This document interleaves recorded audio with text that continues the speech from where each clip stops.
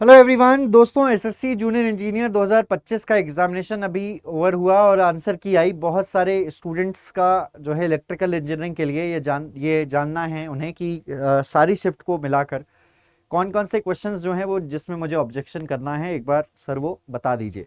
तो मैं यहाँ पर इस वीडियो में वही कुछ लेकर हाजिर हुआ हूँ और मैं आप सभी लोगों को एक एक करके बता देता हूँ जिसमें आपको डाउट है। और अगर इसके अलावा अगर आपको किसी क्वेश्चन में डाउट है तो आप मुझे ज़रूर इस वीडियो के कमेंट सेक्शन में बताइएगा, जहाँ पर मैं आपको फिर से उसके लिए एक सेपरेट वीडियो बना दूंगा कि ये क्वेश्चन जो है वो सही है या गलत है, एसएससी के द्वारा दिया गया आंसर क्या है।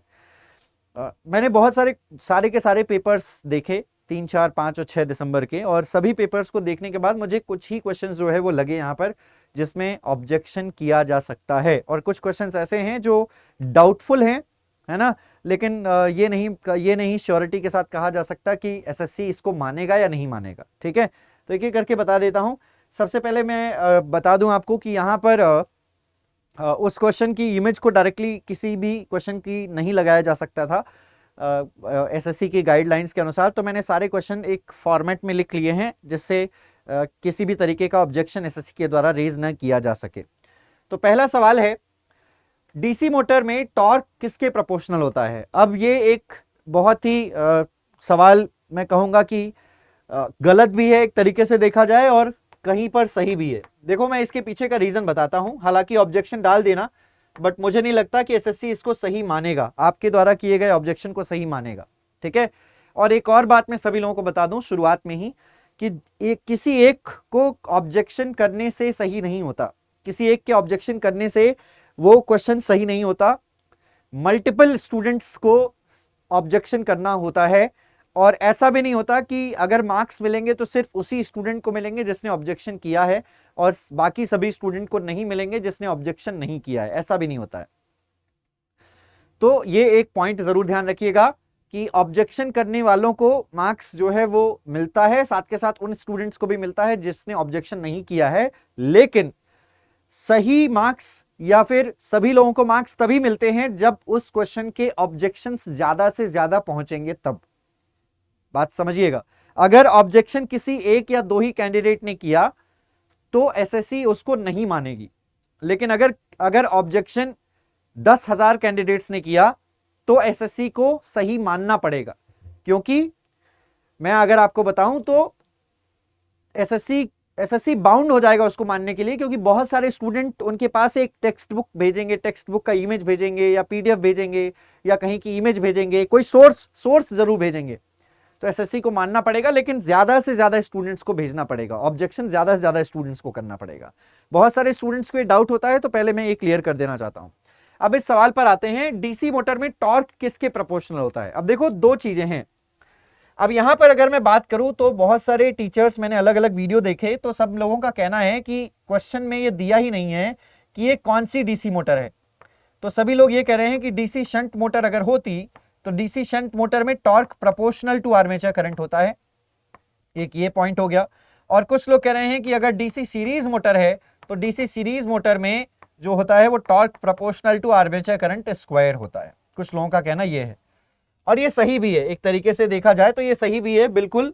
लेकिन मैं आपको बता देता हूं, ऐसे बहुत सारे सवाल आपने देखे होंगे जब आप एक बैक ईएमएफ का सवाल सॉल्व करते हैं, किसी भी न्यूमेरिकल को सॉल्व करते हैं बैक ईएमएफ का, तो उसमें आपने देखा होगा कि एक सवाल में दिया गया होता है कि एक डीसी मोटर है, और डीसी मोटर जिसमें डीसी मोटर में आपको आर्मेचर रेजिस्टेंस दे दिया है, आपको सप्लाई वोल्टेज दे दिया है, और आपको बैक ईएमएफ कैलकुलेट करना है।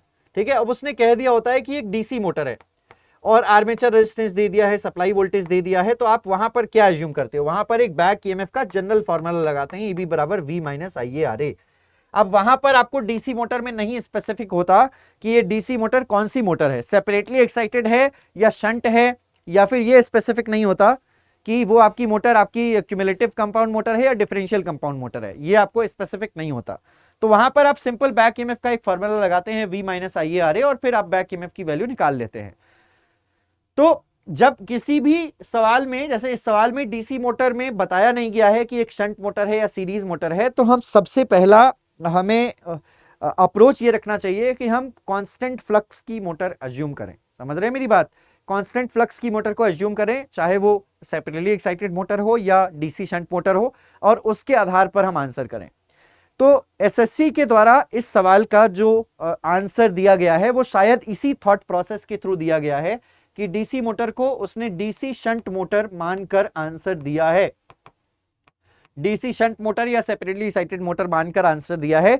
तो डीसी शंट मोटर में टॉर्क जो है वो आर्मेचर करंट के प्रोपोर्शनल होता है, ये एसएससी के द्वारा दिया गया आंसर है। और आपके हिसाब से यहां पर ऑब्जेक्शन किया जाना चाहिए, और बिल्कुल किया जाना चाहिए, लेकिन चक्कर यह है कि यहां आप सोर्स क्या सोर्स दोगे। जब आप सोर्स देते हो ना, सबमिट करते हो कि टेक्स्ट बुक, किसी टेक्स्ट बुक को आप किसी टेक्स्ट बुक की इमेज लगाओगे या फिर किसी के नोट्स की इमेज लगाओगे, जैसे नोट्स की इमेज नहीं मायने रखेगी, टेक्स्ट बुक की इमेज ही मायने रखेगी। तो टेक्स्ट बुक की इमेज में आप जैसे ही दोनों इमेजेस लगाएंगे, एक शंट मोटर की इमेज लगाएंगे या एक सीरीज मोटर की इमेज लगाएंगे, तो वहां पर एसएससी उसको सही मानेगी ही नहीं। तो ऑब्जेक्शन करने का इस सवाल में मुझे नहीं लगता कि बेनिफिट होगा, बट हाँ, एक बार आप ऑब्जेक्शन जरूर कीजिएगा। Torque square of armature current के भी प्रोपोर्शनल होता है और टॉर्क आर्मेचर करंट के भी प्रोपोर्शनल होता है। डीसी शंट मोटर में प्रोपोर्शनल है और डीसी सीरीज मोटर में स्क्वायर ऑफ आर्मेचर करंट के प्रोपोर्शनल है। तो एक पॉइंट रहा ये वाला कि डीसी मोटर में टॉर्क किसके प्रोपोर्शनल होता है, तो इसको ऑब्जेक्शन करने का पॉइंट ये रहा।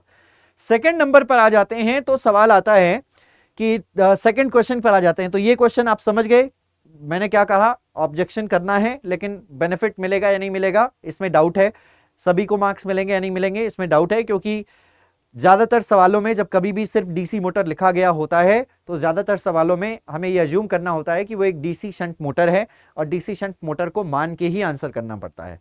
अब ये देख लीजिएगा, मैंने अपने तरफ से अपना पॉइंट ऑफ व्यू बता दिया। Thevenin's and Norton's theorem is applicable to, हाँ ये क्वेश्चन बिल्कुल गलत है। थेवेनिन्स एंड नॉर्टन्स थ्योरम किसके एप्लीकेबल है, तो थेवेनिन्स एंड नॉर्टन्स थ्योरम जो है वो लीनियर बाइलेटरल सर्किट में एप्लीकेबल होता है, और ये हम लिखते भी हैं कि in a linear bilateral element, linear bilateral element, किसी भी लीनियर बाइलेटरल एलिमेंट में जब आप थेवेनिन्स थ्योरम अप्लाई करते हैं तो वहां पर जो पूरा का पूरा सर्किट होता है उस सर्किट को equivalent voltage source in series with Thevenin's impedance के रूप में जो है इक्विवेलेंट सर्किट के रूप में बनाया जा सकता है या रिप्रेजेंट किया जा सकता है। सिमिलरली नॉर्टन्स थ्योरम में भी किसी लीनियर बाइलेटरल नेटवर्क में कि किसी भी सर्किट को आप इक्विवेलेंट करंट सोर्स और उसके पैरेलल में थेवेनिन, इसके पैरेलल में नॉर्टन्स रेजिस्टेंस के रूप में प्रदर्शित करते हैं। तो ये एक लीनियर बाइलेटरल सर्किट के लिए होता है। तो इसका सही जवाब है ऑप्शन ए, और एसएससी ने जो दिया है वो दिया है लीनियर सर्किट ओनली, जो कि ये गलत है। तो यहां पर ऑब्जेक्शन जो है वो किया जा सकता है, और इसमें ऑब्जेक्शन का बेनिफिट मिलेगा क्योंकि यहां पर सोर्स भी है, हमारे पास बहुत सारी सोर्स हैं। किसी भी बुक का इमेज लगा दो आप, किसी भी इंटरनेट का एक आर्टिकल का एक स्क्रीनशॉट लगा सकते हो, तो ये बिल्कुल है, ऐसा किया जा सकता है, और ये ऑब्जेक्शनेबल है। इस सवाल में ऑब्जेक्शन करने पर आपको सभी को मार्क्स मिलेंगे, मैक्सिमम कैंडिडेट्स को ऑब्जेक्शन करना होगा। आगे बढ़िएगा। In single phase AC circuit अगर करंट को डबल कर दिया जाए और वोल्टेज को कांस्टेंट रखा जाए तो पावर क्या हो जाएगी, ये सवाल आया हुआ था। तो सिंगल फेज एसी सर्किट में अगर करंट को डबल कर देते हैं और वोल्टेज को कांस्टेंट रखते हैं तो जो एक्टिव पावर है हमारी, इसमें पावर पूछी थी तो एक्टिव पावर पूछी थी आई थिंक, तो एक्टिव पावर जो है वो हमारी क्या हो जाती है, P बराबर VI cos phi हो जाती है। और P बराबर VI cos phi में अगर आपने करंट को डबल कर दिया तो it will be twice times of VI cos phi। तो आप ये कह सकते हैं कि जो पावर पहले थी V डैश I डैश कर लेता हूं मैं, तो ये P डैश जो है वो ट्वाइस टाइम्स ऑफ P हो जाएगी, पहले की पावर की डबल हो जाएगी। तो यहाँ पर डबल आंसर होना चाहिए था, और इसका आंसर जो है वो आई थिंक कांस्टेंट दिया गया है, जो भी दिया गया है वो देख लीजिएगा। बट ये क्वेश्चन भी गलत है, एसएससी के द्वारा दिया गया, इसमें भी ऑब्जेक्शन जो है वो किया जा सकता है। This is also objectionable question, ठीक है। So this is the third question जो ऑब्जेक्शनेबल है। आगे बढ़ते हैं अगले क्वेश्चन की तरफ। कहा गया है कि हाई लोड फैक्टर के दौरान पावर सिस्टम में क्या मतलब होता है। देखो, आपने पावर सिस्टम में पढ़ा है कि हाई लोड फैक्टर और हाई डाइवर्सिटी फैक्टर करने से जो पर यूनिट कॉस्ट होगी आपके एनर्जी की वो कम हो जाएगी। डाइवर्सिटी फैक्टर को ज्यादा रखने से और लोड फैक्टर को ज्यादा रखने से जो एनर्जी कंज्यूम आप कर रहे हैं उसका पर यूनिट कॉस्ट जो है वो घट जाता है। अब हाई लोड फैक्टर का मतलब यहां पर बहुत सारे स्टूडेंट ने क्या किया है, मैंने देखा है उन्होंने एक लोड फैक्टर का फॉर्मूला अप्लाई किया है, P average divided by P maximum.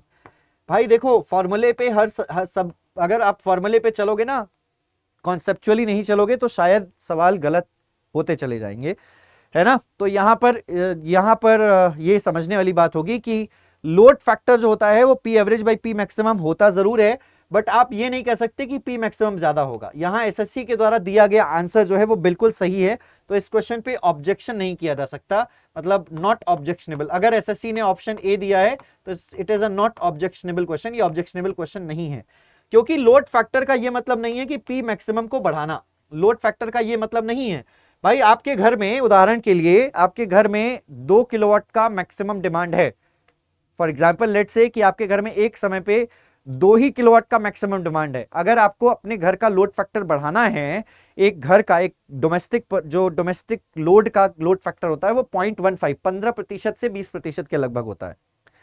तो आपको अपने घर का लोड फैक्टर बढ़ाने के लिए आप ये नहीं करोगे कि आप मैक्सिमम डिमांड को बढ़ा दो, यानी आप अपने घर में 2 किलोवाट की जगह 5 किलोवाट का 8 किलोवाट का मीटर लगा दो या 8 किलोवाट का लोड ले लो सरकार से।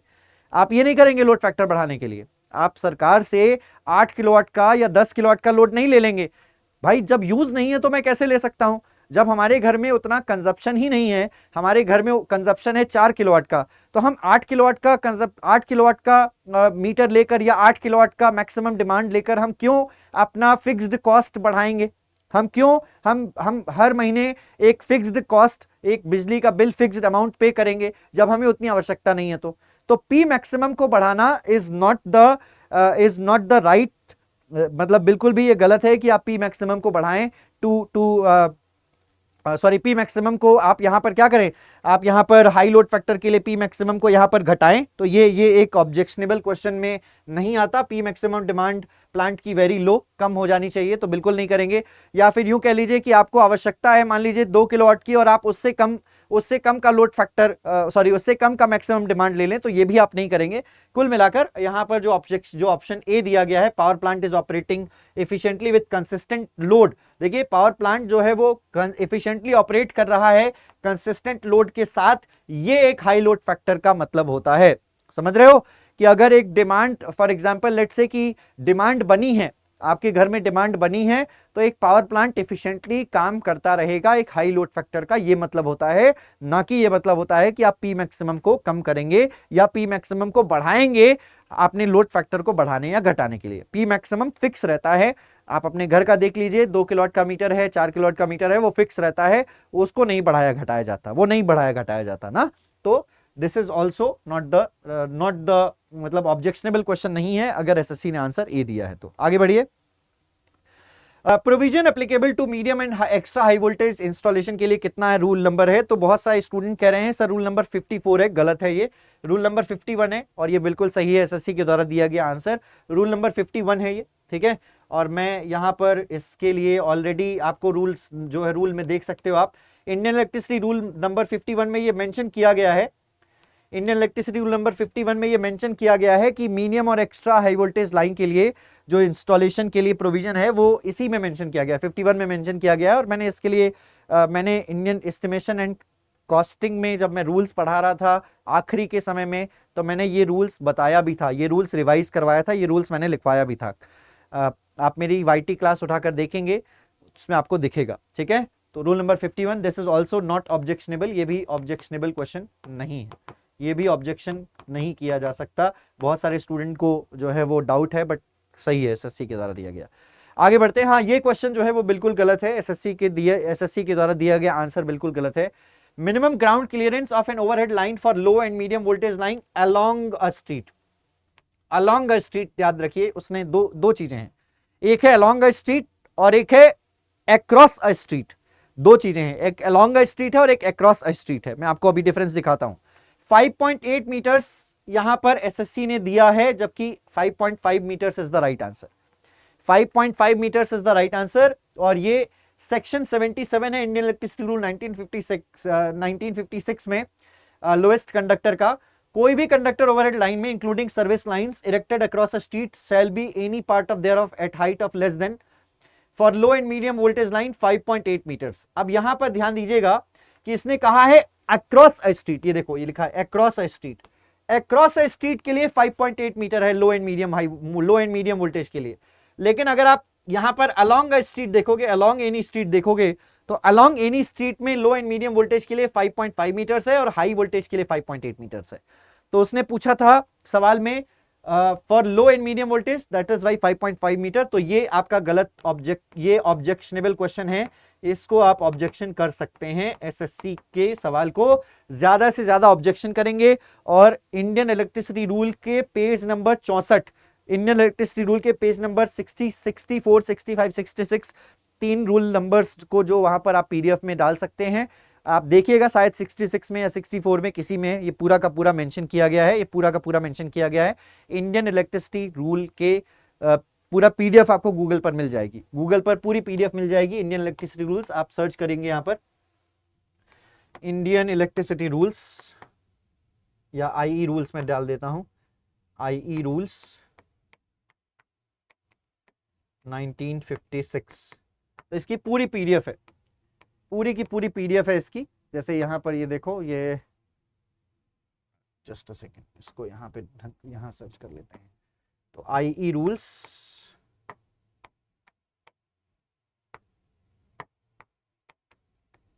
1956 पीडीएफ, यहां पर इसको आप ओपन करेंगे। इसके आई थिंक पेज नंबर 66 पर चलते हैं। पेज नंबर देखिए, देखिए आ गया, ये देखिए 66 पे। तो ये आप पीडीएफ डाल सकते हैं। यहाँ पर है no conductor of anywhere including service line erected along any street shall anywhere their height less than 5.5 metre. ठीक है, तो ये आप पेज नंबर 66 में है, आप डाल सकते हैं। ऑब्जेक्शनेबल क्वेश्चन है। आगे बढ़ते हैं। व्हीटस्टोन ब्रिज पे एक सवाल है, उसमें फॉन्ट करेक्ट नहीं है, ऑब्जेक्शन डालने का कोई फायदा नहीं होगा, फॉन्ट उसको नहीं मानेगा। R1 की वैल्यू दी गई है, R1 की वैल्यू कुछ भी दी गई है, लेट्स से X अमाउंट दी गई है। R2 की वैल्यू दी गई है Y अमाउंट, R3 की वैल्यू दी गई है Z अमाउंट, और R4 की वैल्यू पूछी गई है। बस अंतर इतना है कि थोड़ा सा टाइपो एरर है वहां पर, R1 के बाद दोबारा से R1 लिख दिया गया है। चक्कर ये रहा कि जब हो सकता है कि जब उसको टाइप किया जा रहा हो तो हिंदी के टाइपिंग के चक्कर में R1 2 बार टाइप हो गया है, R1 2 बार टाइप हो गया है, R2 2 बार टाइप हो गया, R3 2 बार टाइप हो गया, R4 भी 2 बार टाइप हो गया है। लेकिन ऐसा नहीं है, शायद समझ में ना आ रहा हो, लेकिन हाँ ठीक है। अगर आप फॉन्ट से रिलेटेड ऑब्जेक्शन डालोगे तो मुझे नहीं लगता कि एसएससी उसको मानेगा। एसएससी किसी भी तरीके से आपको यहाँ पर इसका सही करके देगा, मुझे ऐसा नहीं लगता, क्योंकि ऐसे बहुत सारे प्रीवियस ऐसे मेरे एक्सपीरियंस है जहां पर मैं बता सकता हूं एसएससी नहीं मानता है, सही नहीं मानता कई बार। ठीक है ना, तो ये यहाँ पर फॉन्ट जो है वो करेक्ट नहीं है। ऑब्जेक्शन डाल दीजिए, बट मुझे नहीं लगता उसका बेनिफिट मिलेगा, तो मैं आपको क्लियर कट बता देना चाहता हूं। यहां पर एक सवाल है, कहा गया है एक shunt with a positive temperature coefficient, कहा गया है एक शंट जिसका पॉजिटिव टेम्परेचर कोफिशिएंट है उसको यूज किया जा रहा है हाई डीसी करंट मेजरमेंट के लिए। अब टेम्परेचर बढ़ेगा तो यहां पर सवाल दिया गया है, सॉरी आंसर दिया गया है मेजर्ड करंट इंक्रीजेस, जो मेजर्ड करंट है वो बढ़ जाएगा। ठीक है, ये आंसर दिया गया है, और कुछ लोगों ने आंसर लगाया है कि मेजर्ड करंट डिक्रीजेस, इसमें डाउट है। तो मैं आपको बता दूं, देखो अगर यहां पर आपको पता है कि एक शंट रेजिस्टेंस है और आप मैग्नेन का एक जो है वो मैग्नेन का आप वायर लगाते हैं, ठीक है, मैग्नेन का वायर लगाते हैं और उसका पॉजिटिव टेम्परेचर कोफिशिएंट है, तो टेम्परेचर बढ़ा, आपको पता है कि आप रेंज बढ़ाने के लिए ये काम कर रहे हो, आप रेंज बढ़ाने के लिए काम कर रहे हो, तो टेम्परेचर बढ़ेगा अगर, तो टेम्परेचर के बढ़ने पर आपका RSH की वैल्यू बढ़ रही है। उसने कहा, जैसा कि कहा, टेम्परेचर के बढ़ने पर RSH की वैल्यू बढ़ रही है। तो अगर RSH की वैल्यू बढ़ रही है तो जाहिर सी बात है कि इसमें जो आने वाला करंट है, यहां से जो इसमें आने वाला करंट है, ये ISH ये घटेगा, ISH घटेगा, और ISH अगर घटेगा तो जो IM है ये करंट जो है वो बढ़ेगा, बढ़ना चाहिए, बिल्कुल बढ़ना चाहिए, IM करंट बढ़ना चाहिए। लेकिन अगर आप यहां पे एक फॉर्मूला देखोगे तो IM मेजर्ड करंट को जब आप निकालते हो तो it will be a total current multiply by parallel का रेजिस्टेंस लेंगे तो RSH जो है वो ऊपर चला जाएगा, RSH ऊपर चला जाएगा, और डिनोमिनेटर में RSH प्लस में RM आएगा कि नहीं आएगा। अगर आप यहां से इस करंट की वैल्यू निकालिएगा तो इस करंट की वैल्यू ये आएगी, IM बराबर में I इंटू RSH अपॉन में RSH प्लस RM। अब चूंकि टेम्परेचर के बढ़ने पर आपका RSH बढ़ रहा है, तो RSH बढ़ रहा है, ये बढ़ रहा है, और न्यूमरेटर में उसका डायरेक्ट रिलेशन भी है, तो यहां पर भी बढ़ रहा है और यहां पर भी बढ़ रहा है।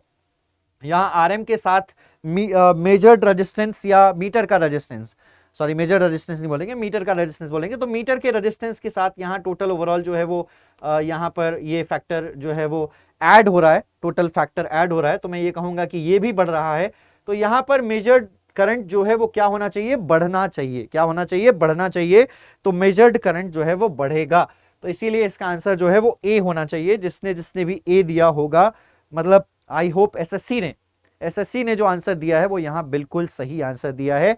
मेजर्ड करंट इंक्रीजेज ही आंसर होगा, मेजर्ड करंट डिक्रीजेज आंसर नहीं होगा।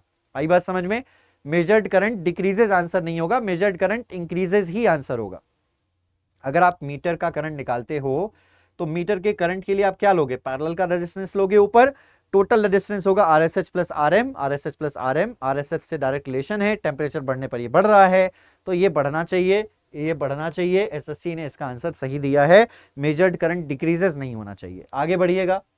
एक सवाल यहां पर ये आ रहा है, मैंने अभी कल ही एक स्टूडेंट का जो है वो देखा, शायद आपको दिख ना रहा हो तो मैं लिख देता हूं कि एक अल्टरनेटिंग करंट है, एक अल्टरनेटिंग करंट है, और इस अल्टरनेटिंग करंट की वेवफॉर्म कुछ इस तरीके से है, as a waveform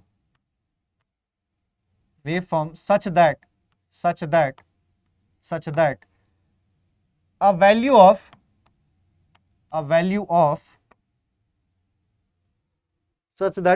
of Im for half a cycle,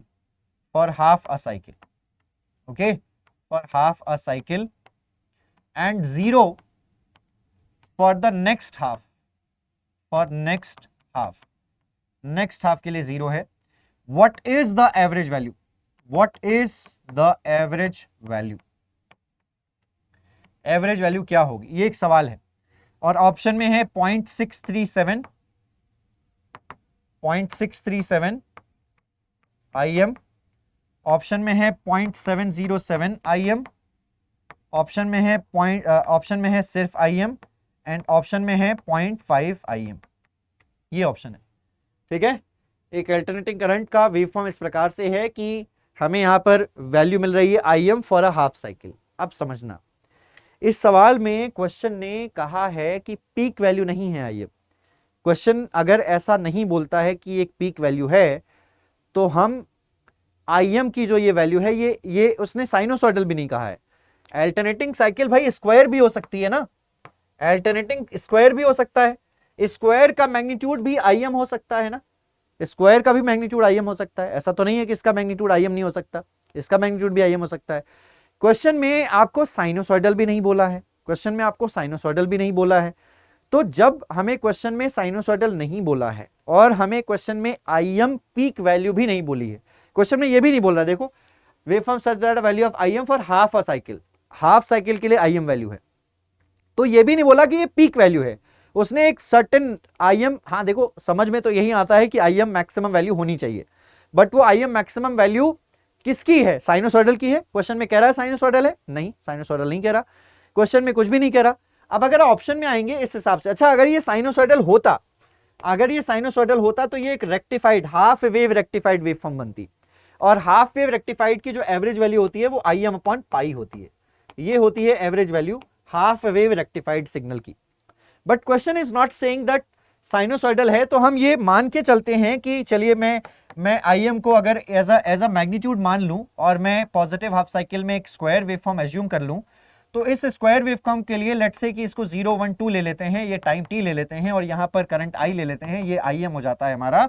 और इसकी अगर हम एवरेज वैल्यू निकालेंगे तो 1 upon time period, integration over 0 to time period, और हम लेंगे IM और हम लेंगे dt, ठीक है, ये हमारा टाइम पीरियड है। इस हिसाब से हम इसको सॉल्व करेंगे तो हमारी एवरेज वैल्यू आ रही है IM/2।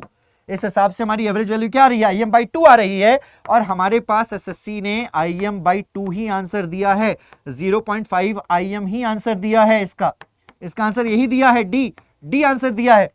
तो आप किस आधार पे इसको ऑब्जेक्शन करोगे, आप ऑब्जेक्शन किस आधार पे करोगे? क्या आप ये दिखाओगे कि साइनोसॉइडल की वैल्यू होती है, तो एसएससी फिर इसको सही नहीं मानेगा इस आधार पे कि कहेगा कि हमने साइनोसॉइडल बोला नहीं है। आप ये बोलोगे कि IM पॉजिटिव, IM जो ये पीक वैल्यू नहीं दिया है, तो एसएससी बोलेगा कि हाँ पीक वैल्यू नहीं दिया है, तो फिर आपने पीक कैसे एज्यूम किया। ये है ऑब्जेक्शन करने का। फिर से मैं कहूंगा, सवाल समझ में कोई भी स्टूडेंट होगा तो उसको यही लगेगा कि यार ये साइनोसॉइडल सिग्नल होना चाहिए, और साइनोसॉइडल सिग्नल का एवरेज कोई भी नहीं दिया गया है इसमें, तो इसीलिए कोई भी ऑप्शन सही नहीं है और ऑब्जेक्शन पे डाला जा सकता है। बट नहीं, मेरे हिसाब से क्वेश्चन को ढंग से नहीं पढ़ा गया है स्टूडेंट्स के द्वारा, और इसलिए 0.5 IM जो है वो इसका सही जवाब होगा। तो ये कुछ ऑब्जेक्शनेबल क्वेश्चन थे एसएससी के द्वारा दिए गए सवालों में। तो मैं आप सभी लोगों से यही कहूंगा कि इन क्वेश्चन जो मैंने ऑब्जेक्शनेबल क्वेश्चन बताए हैं उसमें ऑब्जेक्शन कर दीजिएगा। जैसे कि करना चाहो इस पे कर सकते हो, कोई फायदा नहीं होगा, ये सही है, एसएससी ने सही दिया है। इसमें फॉन्ट करेक्ट है, फॉन्ट करेक्ट नहीं है, आप ऑब्जेक्शन करेंगे बेनिफिट नहीं मिलेगा। यहां पे आ जाइए, हाँ ये एक सवाल है ऑब्जेक्शन का, ये एक क्वेश्चन पहला ये हो गया, ये भी ऑब्जेक्शनेबल नहीं है। High load factor, high load I think ये 3 बार टाइप हो गया है, तो हाई लोड फैक्टर का ये भी सही है, ऑब्जेक्शनेबल नहीं है। ये ऑब्जेक्शन है, दूसरा सवाल ऑब्जेक्शनेबल है, तीसरा सवाल ऑब्जेक्शनेबल है, और ये सवाल में पता नहीं एसएससी इसको सही मानेगा कि नहीं मानेगा, बट ठीक है कर दीजिएगा। तो ये 4 सवाल जो है वो ऑब्जेक्शनेबल है मेरे एंड से। और अगर आप बाकी सभी लोग को भी अगर किसी भी सवाल में अगर आपको डाउट हो तो वो मुझे भेजिएगा, तो उसके लिए मैं ज़रूर एक सेपरेट वीडियो बनाऊंगा जहां पर मैं आपको बताऊंगा कि इस सवाल में ऑब्जेक्शन किया जा सकता है कि नहीं किया जा सकता। आगे बढ़ते हैं अपने, तो यहाँ पर अगर आप तैयारी कर रही हैं तो आप अड्डा 24/7 पर जुड़ सकते हैं बाकी सभी एग्जाम्स की प्रिपरेशन के लिए। All courses AG exams, electrical engineering, और आपको जाना होगा महापैक। ये सब महापैक में सारे के सारे बैचेस आ जाते हैं, सो गो फॉर द महापैक में जाइए और सारे के सारे बैचेस में एनरोल कर लीजिए। ओके, महापैक में सारे के सारे बैचेस आ जाते हैं, महापैक में एनरोल कर लीजिए। और महापैक का प्राइस जो है वो है 6 महीने का 3000 कुछ रुपए, और 12 महीने का कम है, तो 12 महीने का ज्वाइन कर लीजिए, आपको बेनिफिट मिलेगा। यूज़ कीजिए कूपन कोड Y1022 जो आपके स्क्रीन पर आ रहा है, इस कूपन कोड का इस्तेमाल कीजिए। All courses AG exams, electrical engineering Mahapack. इस महापैक का प्राइस जो है वो देखो, इस समय 12 महीने का जो प्राइस है वो है यहाँ पर 12 महीने को सिलेक्ट करो, मोर ऑफर्स पर जाओ, कूपन कोड लगाओ Y1022, तो अप्लाई करो। अप्लाई करने के बाद 3127 रुपये 12 महीने की प्राइस है। तो आई होप कि ये वीडियो आपको पसंद आया होगा। इसी प्रकार की और भी वीडियोस के लिए हमारे चैनल को सब्सक्राइब करके बेल आइकन जरूर प्रेस कर लेना। मिलते हैं आपसे अगले वीडियो में, धन्यवाद।